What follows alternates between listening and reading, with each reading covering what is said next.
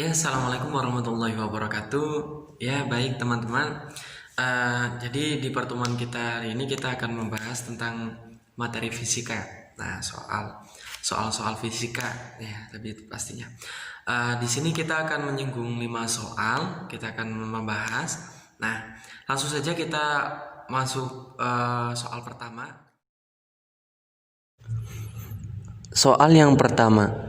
Seorang porter bandara memindahkan koper seberat 8 kg dari truk dengan cara meluncurkannya di atas papan. Papan dianggap licin. Papan disandarkan pada kargo truk dengan kemiringan 45 derajat. Jika jarak lantai dan koper 4 meter dan percepatan gravitasi 10 menit per second, hitung percepatan dan waktu yang diperlukan koper untuk sampai di lantai. Bisa dilihat langsung di papan, ya. Untuk soal pertama kita mencari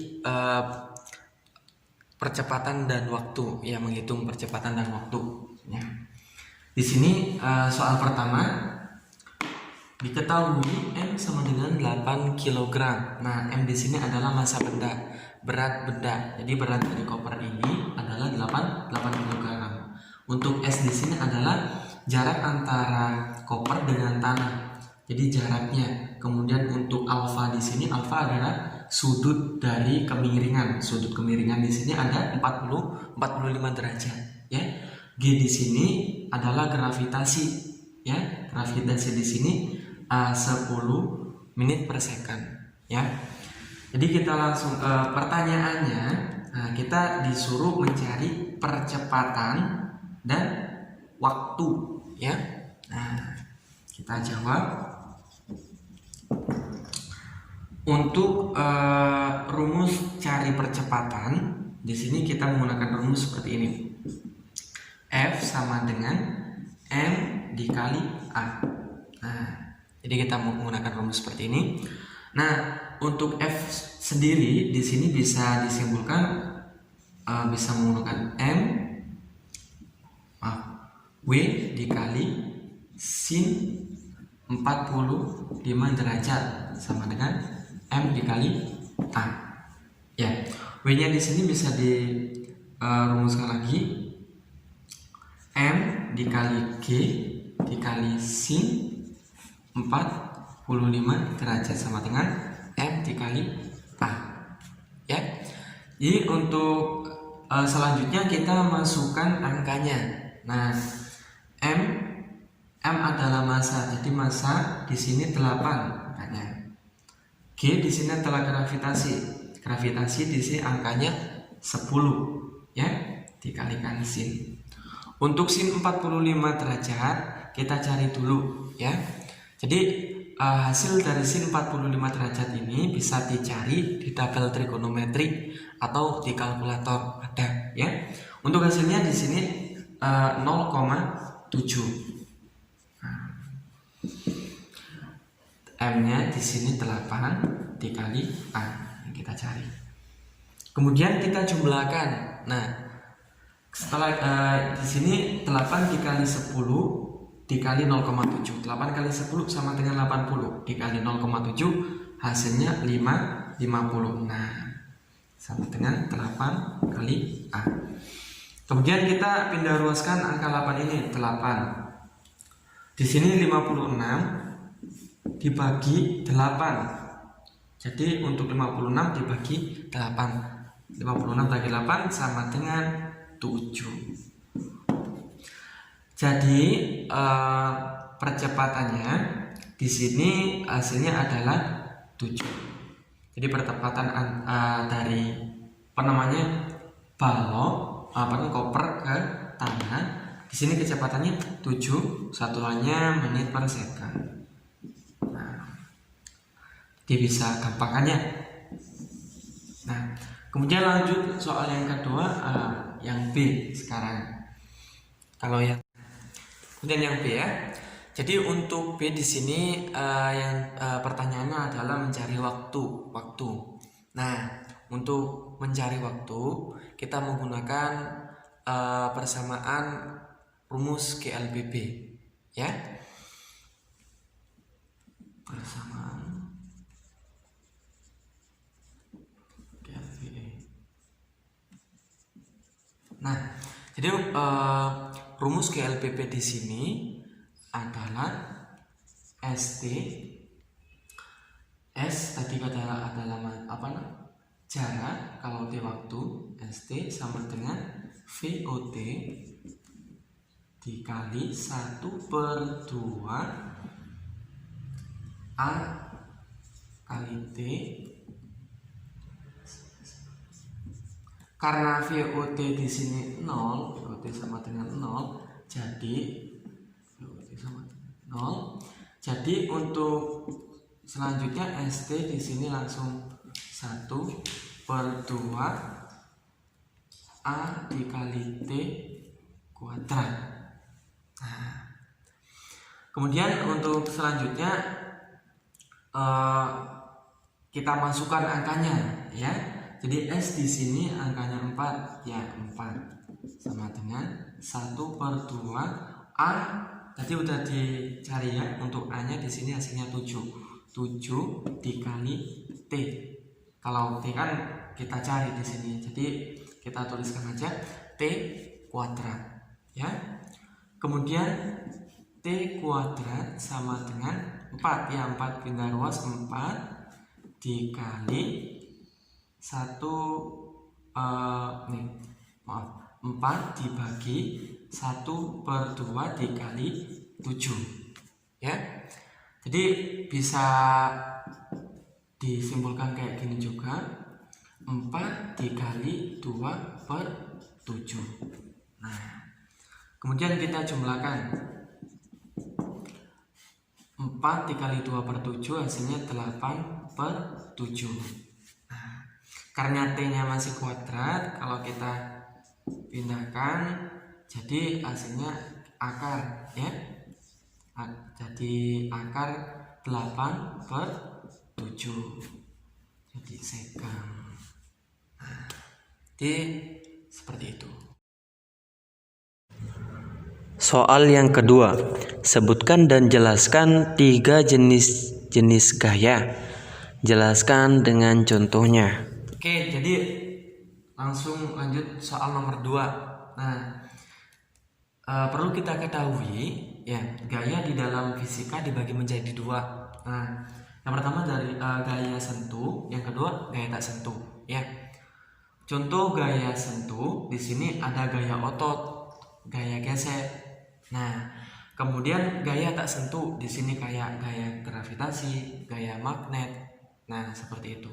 Jadi contoh dari gaya otot terlebih dahulu ya. Seperti gambar ini, ilustrasi gambar ini ya. Jadi ini menggunakan otot ya. Dia mendorong, orang ini mendorong S, nah sampai berpindah tempat dari tempat satu sampai tempat yang lain. Nah, menggunakan tenaga. Ini yang dimaksud dengan gaya otot. Nah, kemudian contoh gaya gesek. Nah, jadi gaya gesek di sini timbul gesekan ya antara benda satu dengan benda yang lain. Nah, seperti ilustrasi gambar seperti ini. Orang ini mendorong lemari ya, sehingga lemari tersebut berpindah tempat gitu ya. Jadi antara lemari dengan lantai ini saling bergesek. Nah, makanya di sini disebut dengan gaya gesek. Nah, kemudian contoh gaya gravitasi. Gaya gravitasi di sini dari alam ya. Jadi alami gitu ya, tapi tanpa campur tangan manusia gitu. Jadi kalau misalkan contoh sendiri di sini, ketika buah sudah masak, kemudian jatuh dari pohonnya. Nah, contoh ini pohon durian ya. Jadi pohon durian ketika udah matang, dia pastinya jatuh ke bawah, bukan jatuh ke atas. Karena apa? Karena ada gaya gravitasi yang menarik ke bawah gitu ya, ke permukaan bumi. Seperti hanya kita melemparkan sesuatu ke atas, pasti jatuhnya ke bawah. Jadi ditarik oleh gaya gravitasi bumi. Langsung soal yang ketiga, Jelaskan hubungan matematis antara gaya berat dalam kurung W dengan massa M. Jelaskan perbedaan keduanya dengan mengilustrasikan perbedaan berat benda di atas permukaan bumi dan 30 km di atas atmosfer. Nah, selanjutnya nomor 3 di sini ya, jelaskan tentang jelaskan hubungan matematis antara gaya berat dengan massa ya. Secara matematis hubungan antara benda bisa dilambangkan W dan massa atau M dapat ditulis dengan rumus seperti ini. Nah, W sama dengan M ya. Untuk W di sini sama dengan berat benda. Satuannya Newton. Kalau M massa benda itu satuannya kilogram ya. Kemudian G sama dengan kecepatan gravitasi. Nah, satuannya N atau Newton atau kilogram. Nah, gaya berat dan massa memiliki hubungan yang berbanding lurus. Begitu juga dengan percepatan gravitasi bumi. Besarnya massa tidak akan dipengaruhi gaya gravitasi, sedangkan besarnya berat sangat dipengaruhi oleh gravitasi di tempat tersebut. Gravitasi bulan misalnya, nah 0,165. Nah, gravitasi bumi, sehingga massa 10 kg di bumi, massa 10 kg di bumi akan tetap 10 kg di bulan, tetapi beratnya akan berubah dari 98 Newton di bumi akan menjadi 16,17 Newton di bulan. Nah, jadi bisa disimpulkan seperti itu ya. Soal yang keempat, hitung resultan vektor pada gaya tersebut dan tentukan asal resultan vektor gaya tersebut. Selanjutnya kita masuk soal nomor 4 di sini. Nah, jadi kita langsung saja kita jumlahkan. Nah, ini sudah kita jumlahkan dari sigma X ya. Sigma X kita tuliskan min 4 ditambah 0 ditambah ini ya 4,8 sama dengan 0,8 ya. Untuk sigma Y sama dengan 0 ditambah 6 ditambah 6,4 sama dengan 12,4. Nah, jadi ini kita udah ketemu sigma X dan sigma Y. Ini sigma X, ini sigma Y. Nah, jadi kita langsung cari resultannya.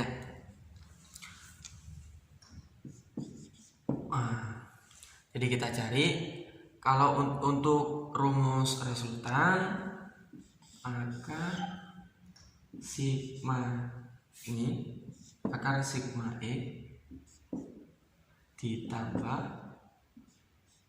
akar sigma Y. Nah, kuadrat. Nah, ini untuk rumusnya. Nah, jadi untuk akar sigma X kan di sini udah ketemu 0,8 kuadrat ditambah ini untuk sigma Y 12,4 kuadrat. Nah, untuk hasilnya 0,64 ditambah, jadi untuk 12 ini 133,76 sama dengan, untuk hasilnya ini ditambah lagi, jadi ini dikuadratkan, jadi ini 12,4 dikuadratkan jadi ini, nah dijumlahkan, Jadi hasilnya 154,4 sama dengan, jadi setelah seperti ini sama dengan 25 ditambah akar 6,8. Jadi sama dengan 25 ini turun ya, jadi 5. Nah, jadi 5 akar 6,8. Jadi turun 6,18.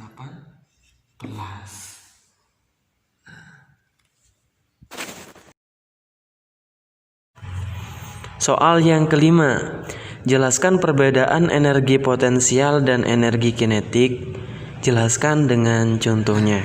Jadi kita akan membahas soal yang kelima di sini.